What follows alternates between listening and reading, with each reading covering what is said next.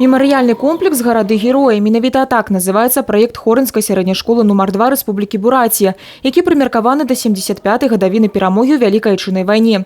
Яго мэта – сабраць часткі зямлі з усіх гарадоў-герояў і ўтварыць мемарыяльны комплекс, тым самым захаваць памяць о подзвігу абаронцаў радзімы. Каб атрымаць капсулу зямлёй Брэсцкай крэпасці, ініцыятары праекта звярнуліся ў гімназію нумар 2 абласнога цэнтра, дзе ім з энтузіязмам дапамаглі ажыццявіць задуманае. И замечательно, что такие инициативы исходят от учреждений образования, от самих учащихся. И задача депутатского корпуса и нас, взрослых, всячески поддерживать эти благие инициативы, содействовать их реализации для сохранения общей многонациональной памяти о войне.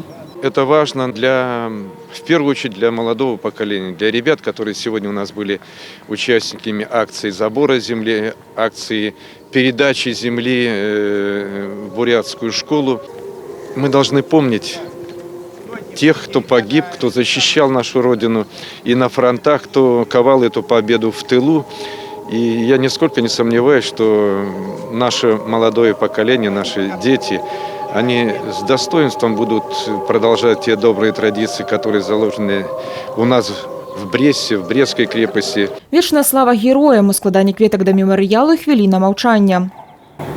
Минута молчания. Зямля са свяшчонай Брэсцкай крэпасці была перадана дырэктарам мемарыяльнага комплекса Рыгорам Басюком гімназіі нумар 2 Брэста да далейшай адпраўкі па пошце ў Бурацію.